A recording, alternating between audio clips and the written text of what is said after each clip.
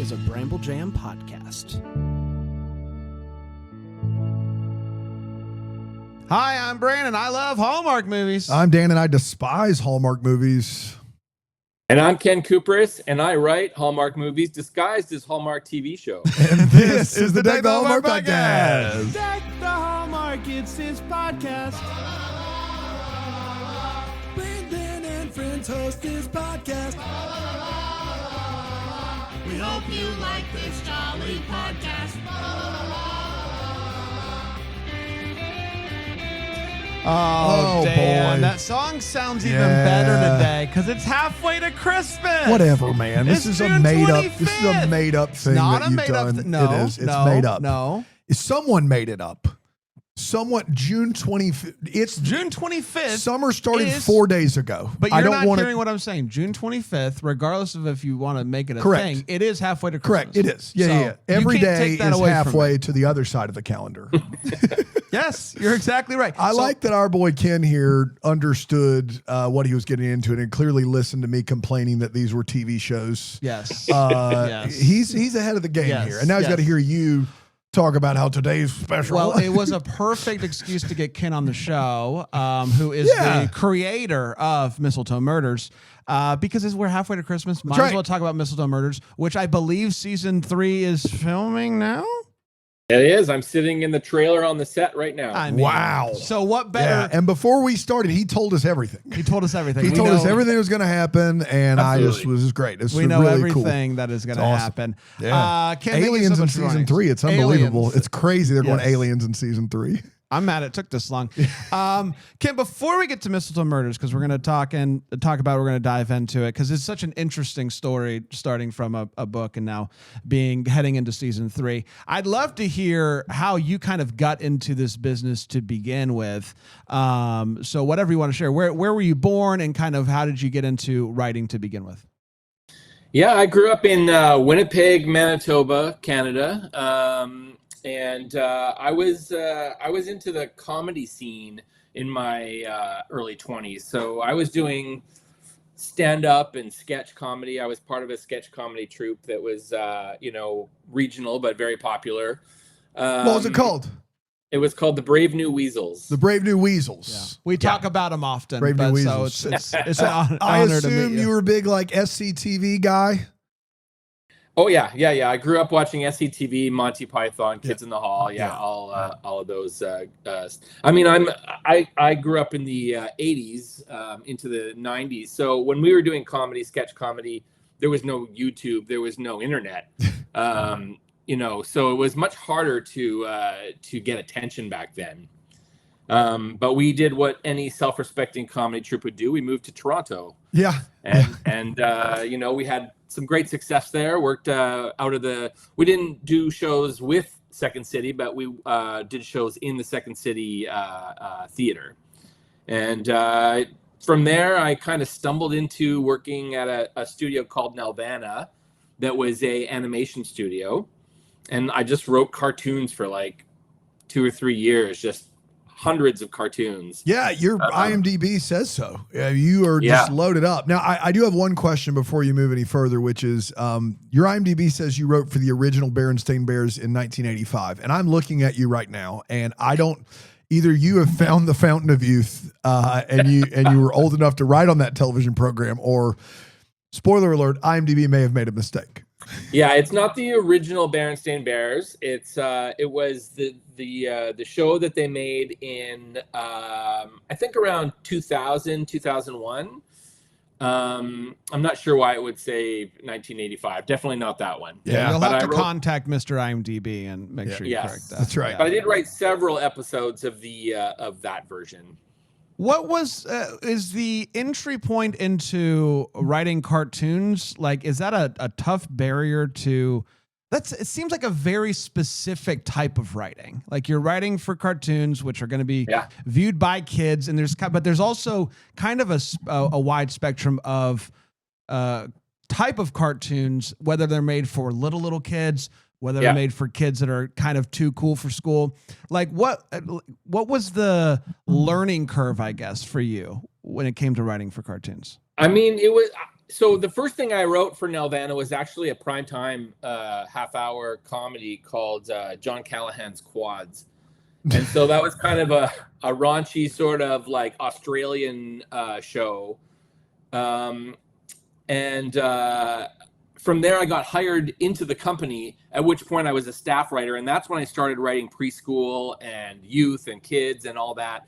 And, you know, I still say, and I've written for every genre of television now, and I still say preschool is the hardest thing to write. Huh. You have so many people looking at what you're writing to make sure that it's, you know, educational, but still funny, but appropriate. You know, it goes through moms groups, it goes through educators.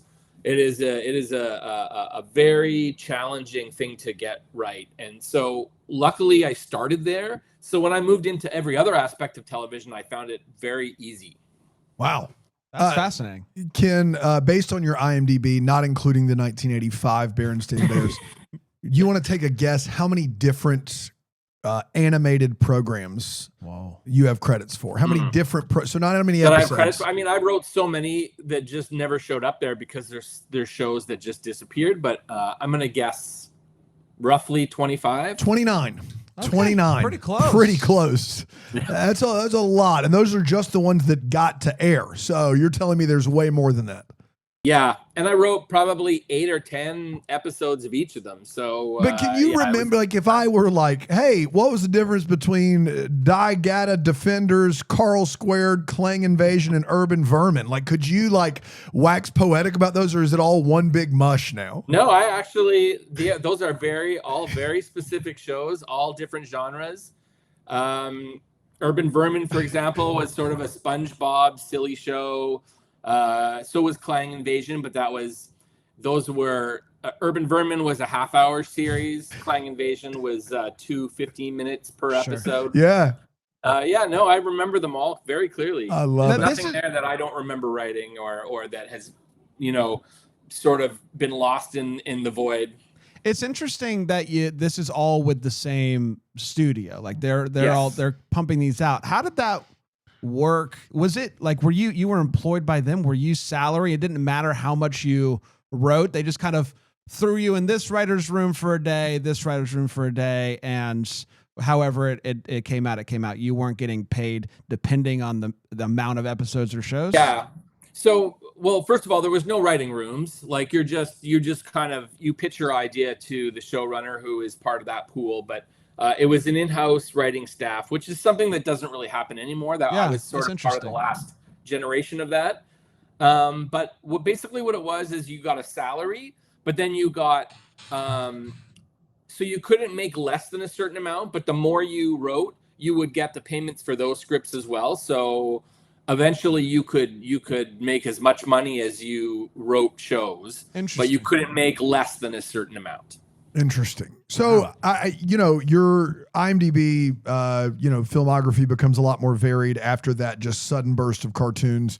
You also developed a show, Hudson and Rex for TV, 7 seasons at this point-ish, 117 episodes, mystery there, Mistletoe Murders, obviously, the audiobook, Middlebridge Mysteries. There's a lot here that we could get into. When you are watching television now and movies now, how hard is it to not just notice the writing? Like now that you've kind of spanned all these genres, like when you watch, is it annoying or is that really what makes something great for you as just a consumer of culture? I mean, that's exactly it. Like, I can recognize good shows by the quality of the writing. And interestingly enough, the shows I gravitate towards aren't always the best writing. They're mostly just the best, cinematography or the best directing. Because writing, like, especially mysteries, like it's very hard for me to watch a mystery and not be like, this person did it within the first 3 minutes, just based on what I know about like how you have to set up certain things in the first act. Well, I was going to be my follow-up, which is, a lot of my complaint with a lot of Hallmark mysteries that are standalone, not Mistletoe Murders per se, for the most part. In fact, I can't remember a single time where I would have this complaint about Mistletoe Murders, but it is 80 minutes and they have to tell you instead of show you so often. and they have to bring out a parade of red herrings, and they have to explicitly tell you why this person could have done it. And they have to do that all in the first 25 to 30 minutes so that you can put your board together. And I just feel like that takes all of like thinking about the great mysteries that you can read or watch, or Agatha Christie or whatever. That seems very organic and natural. Whereas a lot of times in an 80-minute TV movie with some content restraints, it seems very forced and not normal, not how normal people would behave.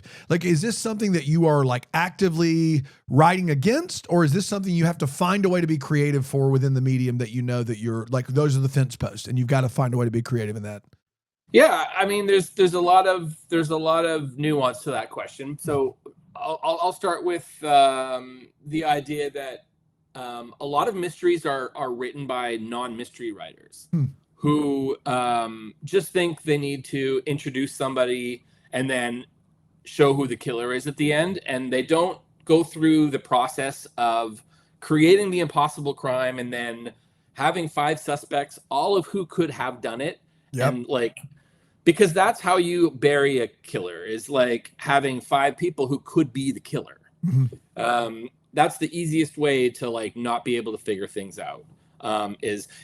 And the funny thing about mysteries is, like, when people watch a mystery, they'll often identify somebody early on and go, that's the killer. Because they're just guessing based on the 5 people, right? Yeah. And then at the end, if that is the killer, they go, well, that was too easy because I guessed the killer. But they're just guessing. 20% chance, you got it right. Exactly. Yeah. So there's always 20 to 25% of people who are like, well, I guessed it, so it must have been too easy. But there's, it's like you really are just guessing at that point, because any of those people, I could have made the killer at the end, and you know, the same amount of people would have guessed it. You just spun the wheel and got it right. But the other thing I'll say is that, we're doing our mystery specifically for Hallmark has to serve more than just sort of a mystery audience. We're also sort of serving the romantic comedy audience. Yep. We also have a backstory. So, the thriller, the mythology audience. It's a little harder to, I never feel like I have enough space to really kind of present the mystery that I would be able to tell if I didn't have to do all that other stuff as well. Yeah. But I don't want to sound like that's a complaint, because it's really rewarding to do that. I think, to your point though, you're like most people, a lot of people that write these mysteries aren't mystery writers, and it seems like they would hire a rom-com writer and just tag a mystery on, whereas with you've written a mystery, and then the other stuff comes naturally because you've got Sarah Drew, who is so capable at making all of that stuff sing, and and absolutely. the rest of the cast. And so that may have been the thing that unlocked it, is why don't we hire a guy that writes mysteries to do this, instead of trying to square peg round hole a rom-com into a mystery. So that makes a lot of sense to me. Yeah. 100%. And I'll tell you, the genesis of like this being like a mystery over 2 episodes, and it was the same for the podcast, is that because we had to do all this other stuff, we needed the sort of the fun and the romance and the backstory. There just wasn't enough time to tell a satisfying mystery within the confines of 41 minutes. So that is where I really pushed on the TV show side for Hallmark to have a mystery go over 2 episodes, and then have an arc that goes over the all 6 of them. That makes sense. Just backpedaling really quickly, I do want to know what was the exit ramp for you for doing, you were in this studio writing for cartoons like crazy, and then at some point you start doing different stuff and you end up coming up with your own ideas. When did that happen for you, and what was that kind of story like for you to take that leap from writing cartoons for a studio to kind of doing your own thing and doing things that you're passionate about? Yeah, I mean, I never really strove to be an animation writer, although I loved it and really enjoyed it the whole time I was doing it. It wasn't sort of where I had seen myself, and so my agent was like, all my clients sort of get an opportunity to have a a meeting with the showrunners of Stargate because he also shared a client who was on the Stargate staff. And so he said, like, if you have any ideas for Stargate, I can get you a meeting. And I said, oh, sure. Well, why not? Like, I'll take that. Sounds like a good perk. Sure. So I got my meeting, a phone meeting with the Stargate folks, and I pitched some stories, and they ended up buying one. And I ended up on the staff of Stargate Atlantis for a year. So nice. That really, and I had never written a 1 hour before ever. Like, so, I walked into that writing that show like it was a cartoon, right? Which was like, they're like, you have to have like people having conversations. was the big note that came out of my first draft. So it was a whole new learning curve, but it was great. It's fantastic. Wow. Yeah, and from there you get to continue to write some kid stuff. You write a sitcom. What's the hard? So sitcom, if it's 3 cameras and measured to time, which I don't know if like Mr. Young was. I think it looks like a 22 It was minute. it was a 4 camera. Yeah. And it was a live audience show as well. Wow. So what's the hardest? What for you? What's the hardest? Is it anime? You said writing for 4-year-olds is the hardest, but of these styles for adults, mystery, sci-fi, it looks like adventure with Hardy Boys is probably mystery as well. Sitcom. What's the most difficult to day in and day out write on? Well, comedy by far is the hardest thing to write because, you can get away with being a writer if you're writing drama and just sort of writing like scenes, but people see through it very quickly if your comedies aren't funny. Like being funny is so critical, and it's something that like there's a lot of people, there's a lot of writers who write on comedies who don't necessarily have those skills to be joke writers as well. And so, you quickly identify that, right? How many times have we watched a comedy that like is not funny? Yeah. So definitely you have to be on all the time, especially on a live audience show, because when you're shooting a scene and you have a joke and the audience doesn't laugh, instantly that writing staff comes together and goes, we got to change this joke for the next pass. And so you're doing live writing. So the next time you do the take, you give the actor the new joke, and then you do it until you get that laugh, because that's the only way that show is going to work. How much of that comes from when you were in this Brave New Weasels, a comedy troupe that Brandon and I both know and love very much? Or Weasel Heads. Yeah. Were you a guy that did you do like characters and voices? I was. We did. I mean, it was the '90s, so we played a lot of women. It was a troupe with 4 guys in it, and so we did some impressions. We were not gifted at impressions. Okay, you could tell he's where not I was gonna going. pull one out for you. Man, I hate that. No, I'm not. We would get away with it because the costumes helped. But but like I just hear like people that are comics would be like, you have to love to bomb. Like you don't want to bomb, but you have to. No, you bomb. You have to lean into the fact that that's gonna happen, and that's what makes you better.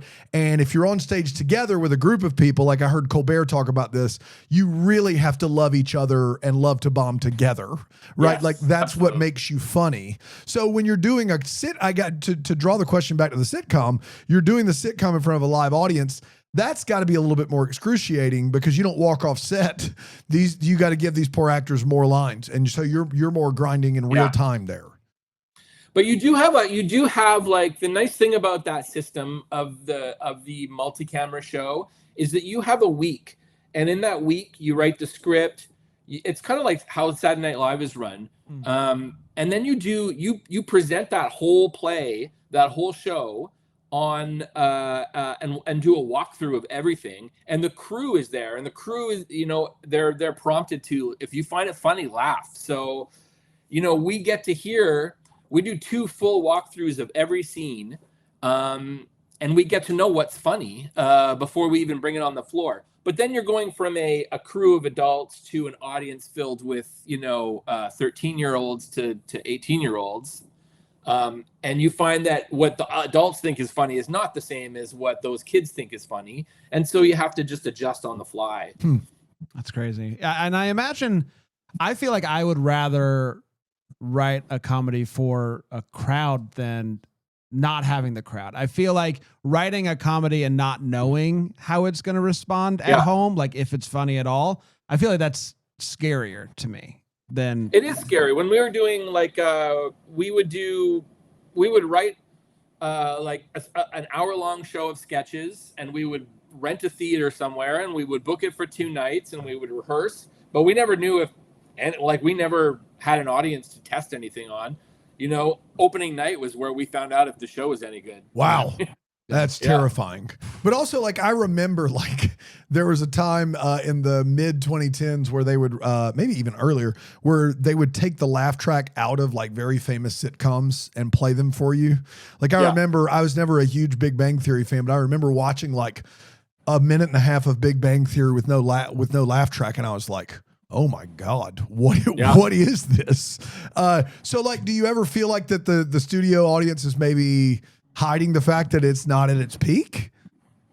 Well, it's kind of unfair to do that, because the way that a multi-camera sitcom works is there's a lot of scenes that are not shot in front of the studio audience. What happens is you shoot like maybe half the show ahead of time, especially the more complicated scenes, and then you present about half of them to the audience. Okay. And so what happens in that scenario is that every actor, when they tell a perceived joke, a joke that they know is a joke, they have to pause and hold for the laugh. Oh. So when you're shooting it, it looks silly because you're saying a joke and everyone just is quiet for a beat. Yeah. And then they proceed with the lines. So when you take the laughs out, you don't know if that was like a scene that was shot without the audience or with the audience. Yeah, that's true. And those pauses, they really make it look ridiculous. Yeah, So no, that's fair. It's not a totally fair comparison. I agree. I hear you. Who are some writers for television or movies that you really love?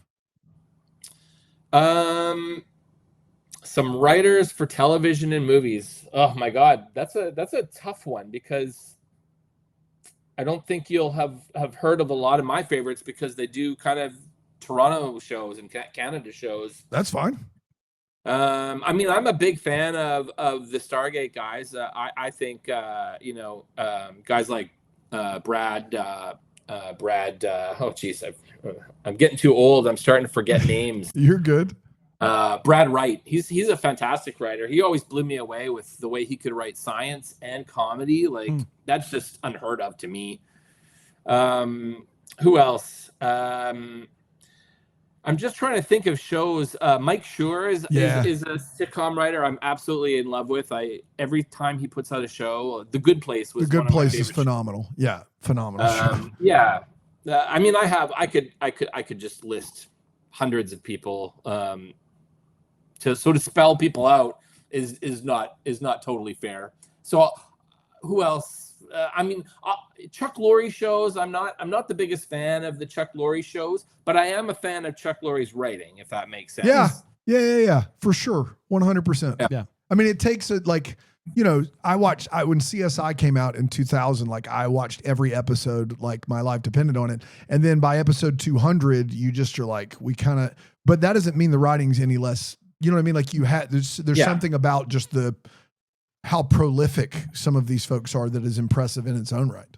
Absolutely. And I don't know who the writers are per se, but I think Only Murders in the Building is like just peak television right now. Like I think it's the perfect blend of really funny writing, smart mystery, and just gratuitous guest stars. Yeah, that would make sense for you though. Comedy background, Martin Short, Steve Martin, and then it's a mystery. That seems like that show was made for Ken Cuperus. Like that. Absolutely, perfect. Yeah. Absolutely. I mean, like Three Amigos was one of the first movies I saw by myself in the theater, and I think I saw it 4 times in a row. When he's saying, trying to get their attention and saying, "You two, look up here, look up here."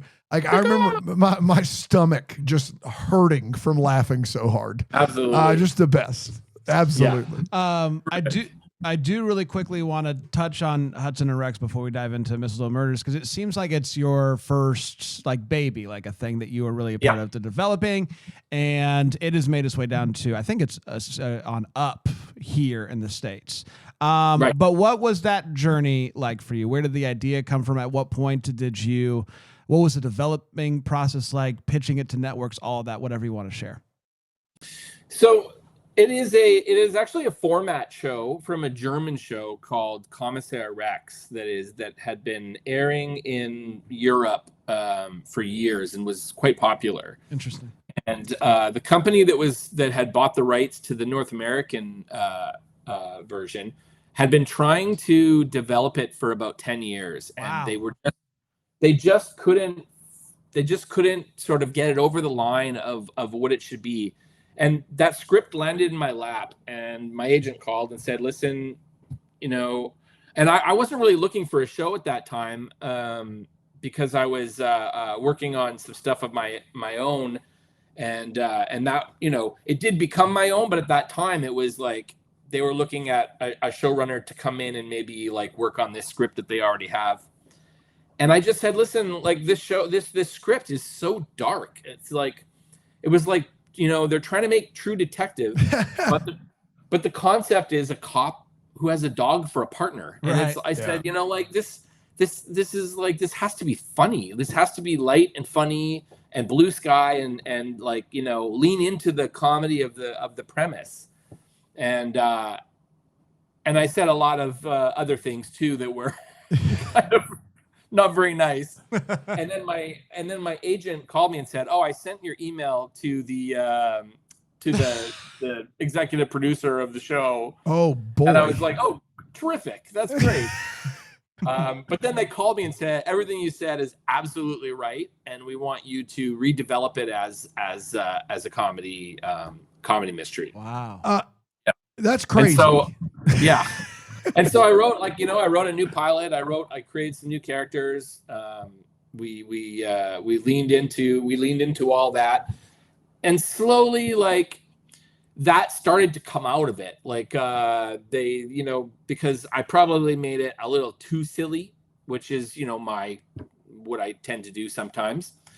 So we pulled back and we found a good middle ground, and I wrote, most of the episodes for that first season, and I was the showrunner on that for 2 seasons, and then I headed off to do my thing. It was funny because it was supposed to be 8 episodes. Wow! And that's what I signed on for. It's more than that. And as we were making it, they doubled the order. They doubled it from 8 episodes to 16 episodes for the first season. And I had promised my wife, because this didn't shoot in Toronto where we live. This was shooting in St. John's, Newfoundland. Wow. So I promised my wife that I'd only be gone a couple of months. We had, our kids were younger. And we, I had gone to Vancouver to do Mr. Young. I had gone to Vancouver to do Stargate. So I had, already sort of left my wife in a lurch a little bit with the kids, and I didn't want to do that again. And so we agreed to do it with the 8 episodes, but when it flipped to 16, like, oh man, I was in trouble.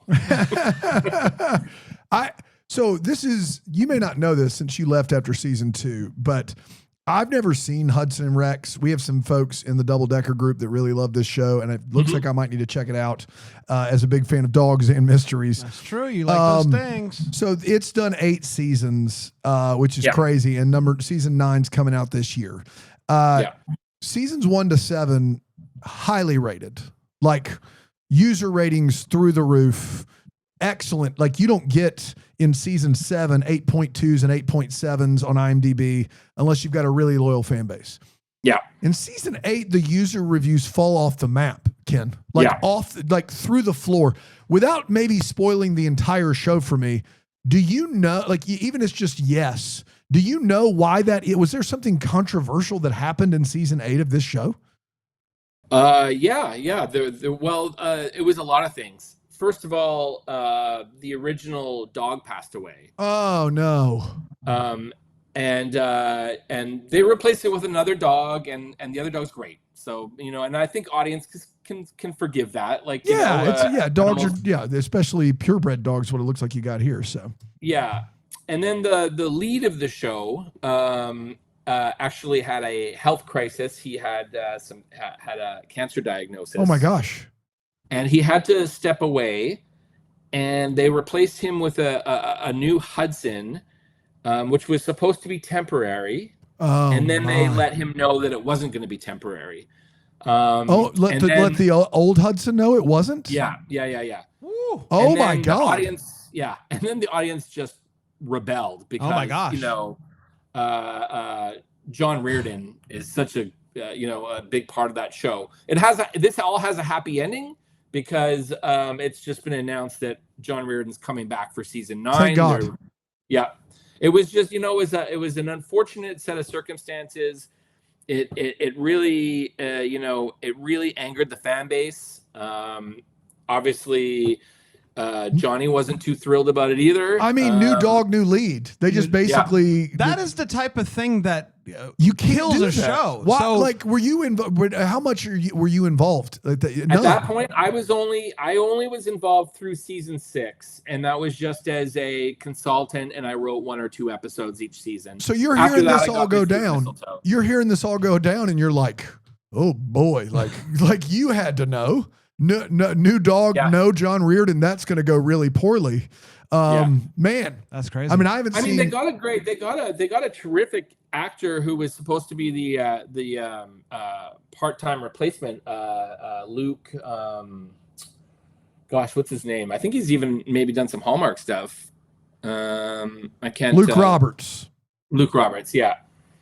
Yeah, he's he's a good actor. He's a good guy, but it was just the circumstances of how sort of that transition happened and how it happened all at once with both Johnny and the dog. Sort of Diesel was his name. They both, Diesel.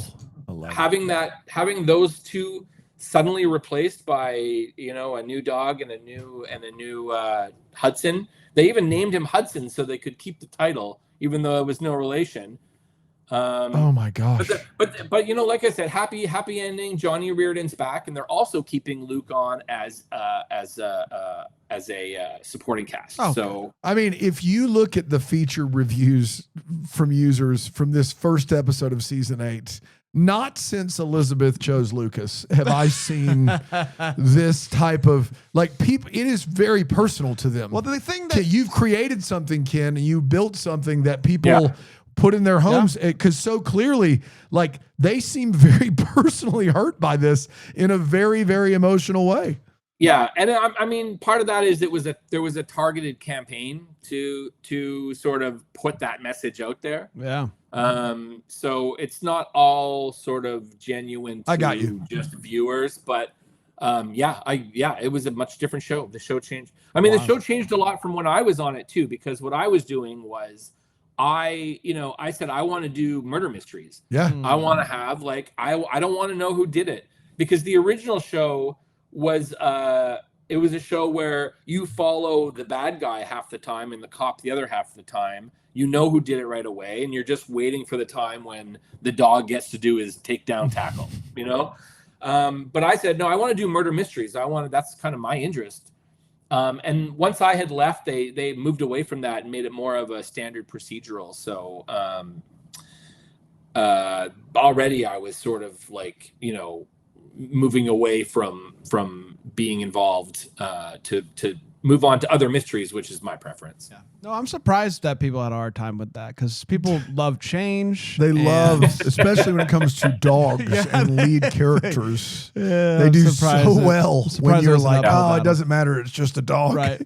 Let me ask you this before we start Mistletoe Murders, although this is a pretty good segue, unless you had something else. Segue. From the time we started this show, whenever I would watch a mystery, I would always say, I want to see Hallmark branch into not necessarily darker territory, but territory where everything isn't always wrapped up, right? So I think Mistletoe Murders kind of skirts the edge of that in a Hallmark way.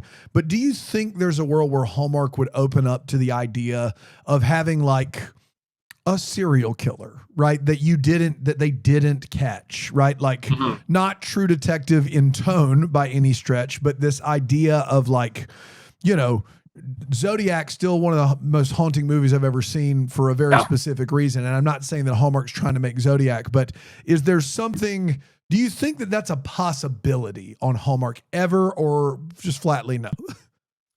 I mean, it's not something I would pitch. I would never say never, because honestly, I wouldn't have thought they would make our show either. Yeah. And that kind of surprised me. So I won't say never, but that seems like a much harder sell, because, you know, I think a lot of the Hallmark audience that's not what they're looking for from the network. So I think it would be a big swing. Whether it was successful or not, I'm not sure, but I do think there was a couple of big swings taken in the era where we sort of came out the gate, and not all those swings were hits. So I'm not sure. I would guess no, because just some of the stuff that we've pitched for our show has been politely declined. So I would probably guess no on that one. Fair, more than fair. I want to hear about how this ended up on Hallmark, because it's interesting. It starts as this Audible original, this like audio drama type thing, and that seems like a thing that we would do, where we can't get the idea on TV, so we put it into a book. Right. That's right. Not saying that would ever happen to us. We didn't. I'm No. not saying we did that. Right. I'm saying that sounds like something we would do. Right. But you are an established TV writer. You've had shows developed. So how did Mistletoe Murders start as a audio drama? How did it end up on Hallmark? What was that journey? Well, first I'll say that I have a production company with my wife, Michelle Melanson, and obviously we're partners on that. And so the genesis of I basically have to sort of give Michelle the credit on this, because I created Mistletoe Murders as a potential TV show. It started life as a TV show, and I had some interest from some parties. And Michelle had created a podcast for Spotify when they had an original Spotify department. And it was a preschool show, and it did really well, but Spotify closed that department.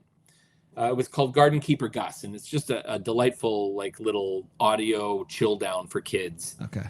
And it was doing really well, but Spotify just decided not to pursue that anymore.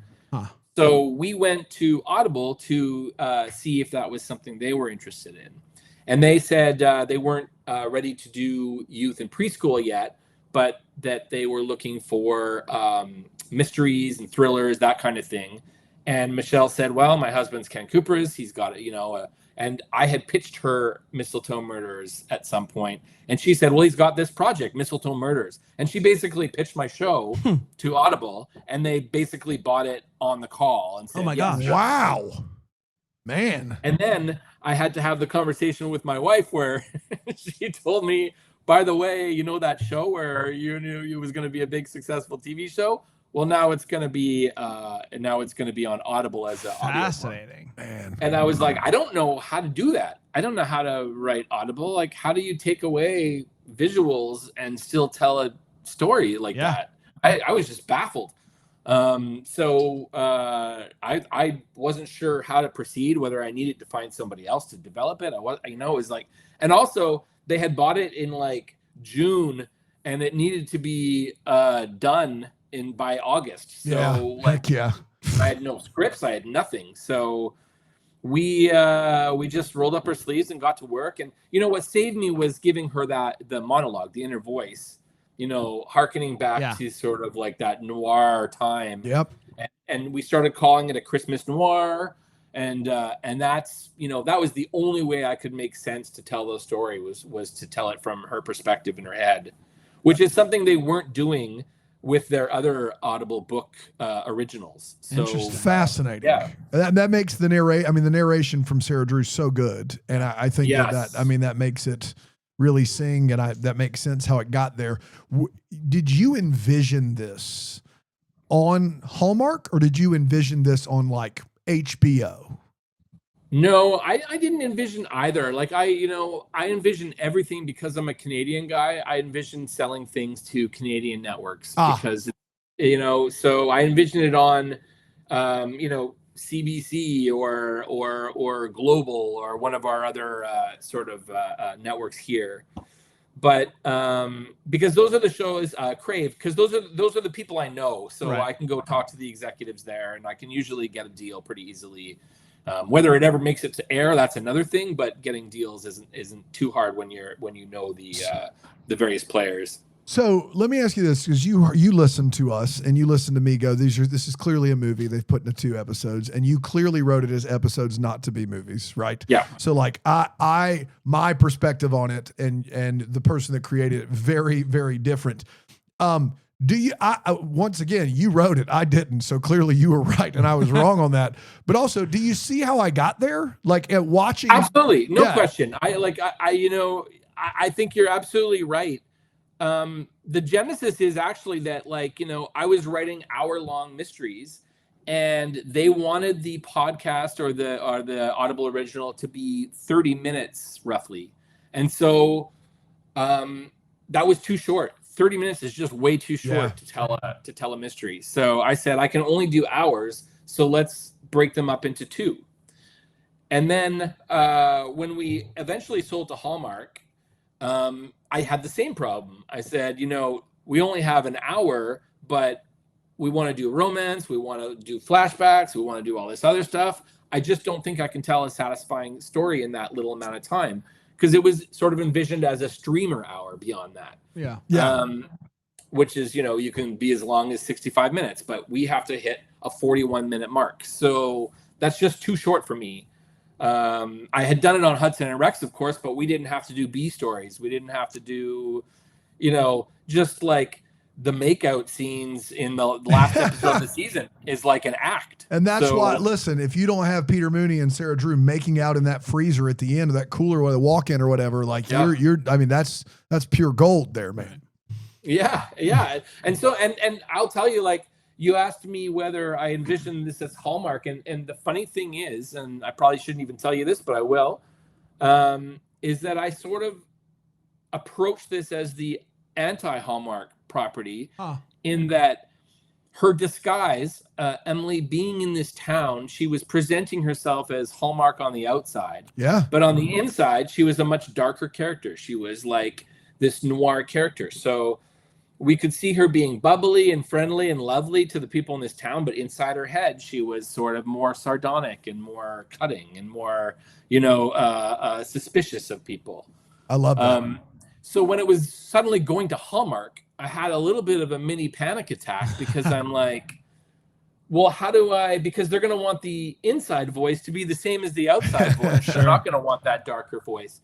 But because we started on Hallmark Plus, and because they were sort of stepping outside the box a little bit, we were able to sort of give her that darker inside voice to a degree. Not where we had started, but it ended up working really well. I was terrified, though, that it was like we were going to lose a big piece of what made the show so successful. Yeah, that's interesting, because obviously we're not going to get a serial killer over the course of multiple episodes. But one of the things that Hallmark doesn't really do with their wheels either is this overarching storyline that lasts throughout the wheel itself, which you give us with her past, and perfectly kind of throwing a little bit here, a little bit there to keep you intrigued. But there's also still the case of the week, which is wonderful. Was that at all a battle with Hallmark? Like, hey, this is like us teasing out her past is important, and we're not going to give you a conclusion to it really at the end of season 1. Like, we want to continue this kind of teasing it out. Was that tough at all to convince them? Because it's not really something they've done before with their mystery wheels.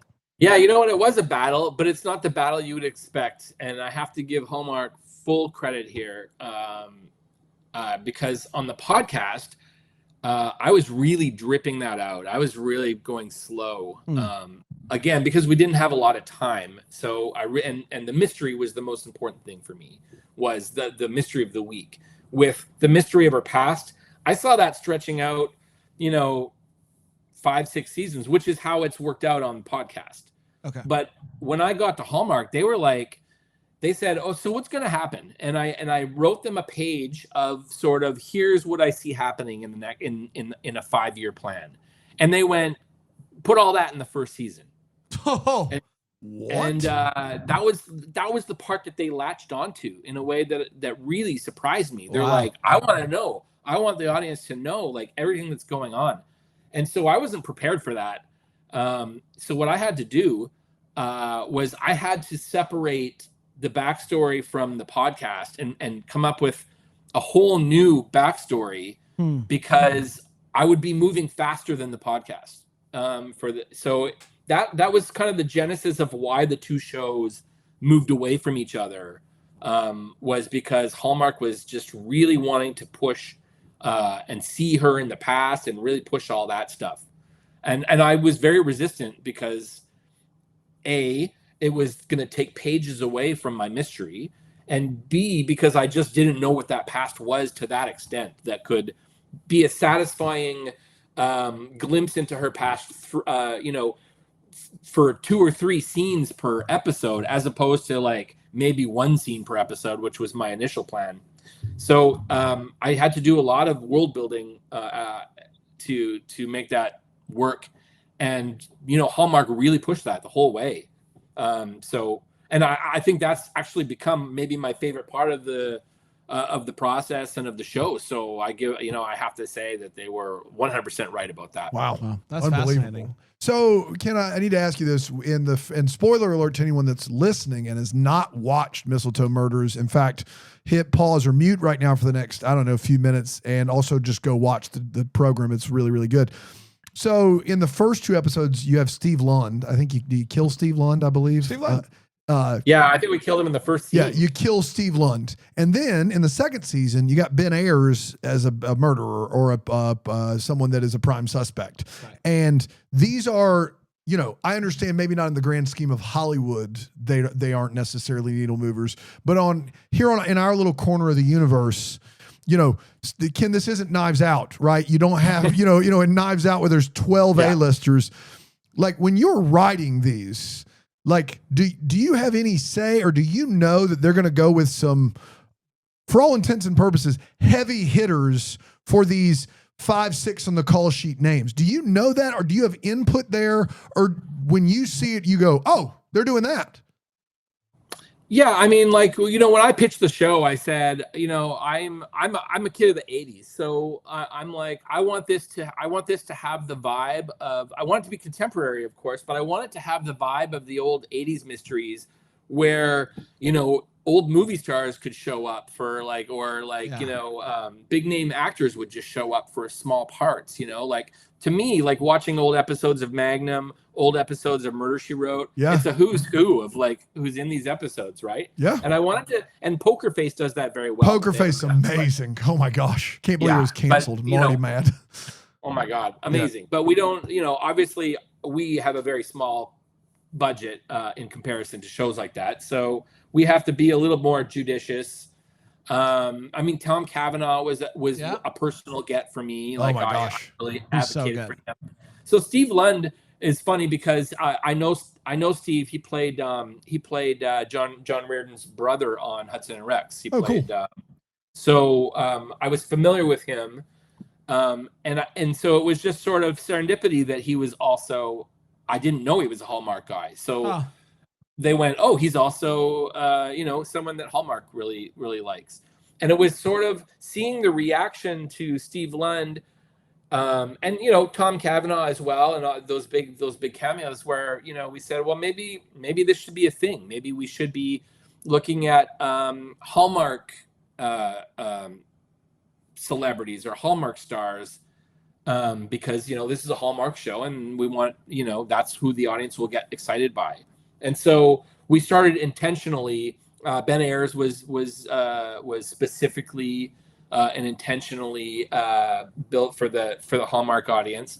He's so good. Season 3, I can't tell you who, but I think people are going to be really happy with Tyler Hines, Chris Palaha, season 3. Ken just said it. It's that's unbelievable. Big. That's big. We leaned into it. Let's just say in season 3, Ooh, juicy. we have a Good couple tease. of real heavy Hallmark hitters coming to. I think it is Tyler. That's good. Great. That was a good tease. That was a good tease by you. Do you have, for the first 2 seasons, do you have a favorite 2-episode arc just from a mystery? As a mystery writer who loves mystery, I have a favorite I can tell you, but I want to hear Ken's first. Do you have a favorite? From the first 2 seasons, I would say, sadly, I gotta rack my brain to remember season 1. It was a long time ago. You know what? I would say, even though I didn't write it on paper, I would say the Tom Cavanaugh episode, the treasure hunt, was one that I put a lot of work into, and I think that one turned out really, really well. Having Tom there, having we had just a little inside baseball. We had our last act was way too long. We were over by 10 minutes on that episode. Oh, and the only way to make that work was to take about 4 scenes and rebuild them as sort of a montage sequence with music. And our music guys, they sort of wrote a action song and they put a Christmas Carol sort of buried into it. And it was for me, that made the episode. I was like, that sequence is now the most troubled sequence in the whole show is now my favorite sequence probably of anything we've done. I think I mentioned that the music of that in our episode of it because it was so cool. Like this idea of having this mystery music set to a Christmas Carol is brilliant. Yeah. And I made them do it again in season 2, and I'm making them do it again in season 3 because fantastic. It's just I think music across the board gets, I don't think there's enough attention to how a good show becomes great because of the music. Yeah, I agree with that 100%. Dan, anything else Mistletoe Murders? Yeah, so Ken, we cover all the mysteries here, and we cover the Hannah Swenson mysteries, and I'm not here to talk to you about the Hannah Swenson mysteries, but one of our complaints is that Hannah is a baker and everyone's getting murdered in her small town all the time, and she's always there, and it's a problem. Yep. I understand that Emily Lane, it's Emily Lane, yes? Is that correct? Yes. Yeah, has a certain set of skills. I also understand that she is in with Peter Mooney. Peter Mooney knows that she has a certain set of skills, so him sharing evidence is not, I don't have a problem with that because she is more, she's got more pedigree to do this job than he does, right? She's really the expert in her field. How do we juggle the number of crimes happening in this small town as we move forward? Specifically around Christmas, it seems. Things really pick up. Well, you might be surprised to go back and watch and realize that there's a lot of the murders that, well, not a lot of them, but some of the murders happen out of town. And some of them happen in the larger towns. For instance, the security guard who was murdered in season 2, that was in a completely different town. So we try to I try not to have more than, 1 or 2 murders in this town. But at the same time, you got to lean into the concept because, Murder, She Wrote is the same. It's one of my favorite shows, so I always kind of use it as a comparison. But, everyone jokes about how many people died in that little town. But the fact is, Jessica was a author, and she was always on book tours. And a lot of those murders took place in cities and other places where she was on her journeys. And so I'm trying to do the same thing to a certain degree in that, some of the murders themselves don't actually happen in town. They happen on the outskirts, or they happen in the bigger towns in the vicinity. But at the same time, none of that bothers me because, it's just an age-old conceit that you just have to sort of get around. The fact that, for whatever reason, December is just a particularly violent time in this. It's cold. It's cold. People are angry. That's right. Mad. That's fair. Season 3, it's happening. It's filming right now. I'm gonna put you on the spot. I know you can't tell us anything, but one word to describe the season, if you had to, what would it be? I will say the word is heartbreaking. Ooh, that's tough. That That's is tough. real big. I don't like that at all. Man, I love it. Oh boy, I love it, Ken. Should we rapid Yes. fire? Let's rapid fire. We're for each sure. going to ask you 3 questions as fast as we can about anything, which is different than what we've been doing For sure. in a sense. Yeah. Do I have to answer really quickly too? Is You that can the answer idea? as slowly as you want. It's your Okay. time. I- We're I just know here. rapid fire is really a misnomer. Yeah, it really is. It's not the best. Dan, you go ahead. What's your favorite of the 3 Knives Out movies? I would say the first one, although the third one comes close. Third one's so good. Yeah. Yeah, I love the third one. What's your go-to candy when going to the movie theater? Oh, popcorn all the way. Popcorn all the way. Does that count as candy? If I have to go candy, I always add the little mini peanut butter cups to the popcorn. Oh, good. Dude, Dan I does do the peanut peanut M&Ms into Yeah. the popcorn, which is the move. same basic idea. Yeah. Yeah. You're currently in Toronto, yes? Yes, live in Toronto. Best meal in Toronto. There's a steak house there called Barbarians that is absolutely my favorite place to go. Good to for know. steak. Noted. You write a Christmas show. Do you have a favorite childhood Christmas or holiday gift? That I received. That you received, yes. It would probably be the Atari I got in probably Nice. 1982 or whenever it came out. Pitfall, Pong, all the hits. Absolutely. Yeah, absolutely. Ken, I have to ask a question so that I can ask my question, which is how old are your kids right now? 23 and 18. Wow. Okay. So what I was going to ask, like for me, my kids are 10 and I'm starting to show them all the movies that I like grew up with and they're really enjoying that. Do you have a favorite memory of showing them a mystery or really any movie when they were old enough to finally watch it and enjoy it with you? Yeah, absolutely. There was a day probably about maybe 12 years ago or so when all 3 Back to the Future movies were playing in a row at the cinema. Oh, and man. I took my son, and I thought for sure, like by the second movie, he'd be like asking to leave and whatever. I was fine with that. And we sat through all 3 of them, and he was just like, he absolutely loved them, and it was just what a great day. What a Even dream. Even three, huh? Even 3, which by the way, I absolutely love 3. And I will say this: I've not seen it since I was a kid. As a kid, I defended that movie to the hilt. But like looking back at it, I can't say in good conscience it's a good movie. But maybe I'm wrong. Well, maybe sounds like we have to I watch mean, all it's 3 in one crazy day. they even made that movie. Like, yes, correct. If anything, it felt like the middle chapter. Yeah, I actually really and- like 2. Super dark. I like 2 a lot. So Yeah, and 3 is surprisingly dark too. If you like, if you think about the idea that he's going back because he found out that Doc Brown was shot down in the street. that's right. Yeah, So, yeah. No, you're right. Maybe I need to give yeah. 3 another watch. Yeah. All right, my last one. This might be a tough one, but a Canadian TV show that has not made its way down to the States that I should try to seek out and find if I can. That's a good one. that is a good one. I would say, you know what? This has made it down to the States a little bit, but not for a long time. There is a show that is uniquely Canadian. I'm trying to get a reboot made. It's a show called The Hilarious House of Frightenstein. Okay. And it is a kids show that was made in the 70s, and it was insanely popular in the days when we only had 3 channels. Yeah, man. And they made it for 1 season, but that 1 season was 130 episode. Oh my gosh. Holy moly. So 1 every 3 days. And it's live action. It's Vincent Price was a part of it. He's in every episode. Wow. It's an actor named Billy Van who plays every character other than Vincent Price and a couple of minor characters. And it's like a monster show, and it's very counterculture, and it was very crazy popular. And it's something that is like ingrained into a certain generation of Canadians' minds. If you can find that show, I'm sure it's all over the internet. Worth checking some out. It was kind of like a counterculture sketch show that was aimed at kids, but really like 10, 15 years later, because it was in the 70s.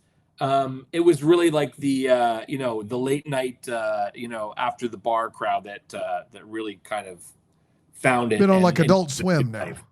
Yes, absolutely. Fantastic. This was Wow. a lot of fun. Ken, thank you so much for joining us. So We're great. very excited for Mistletoe Murders Season 3, which is coming out this holiday season. Date to be announced, I believe. Yeah. But good luck with the rest of shooting. We're very excited to check it out. And until next time, maybe the first to wish you Merry Christmas. Deck the Hallmark is a Bramble Jam podcast produced by Brandon Gray and that Greenville, South Carolina. For more information on the show, go to deckthehallmark.com. Follow us on the socials at Deck the Hallmark. Leave us a rating and review, 5 stars if you please. Help others find the show. Then head on over to Bramble Jam Plus to find the best corner of the internet, ad-free podcasting, live video watch-alongs, movie chats, and so much more. That's BrambleJamPlus.com. Great job, Dan. Thanks, man.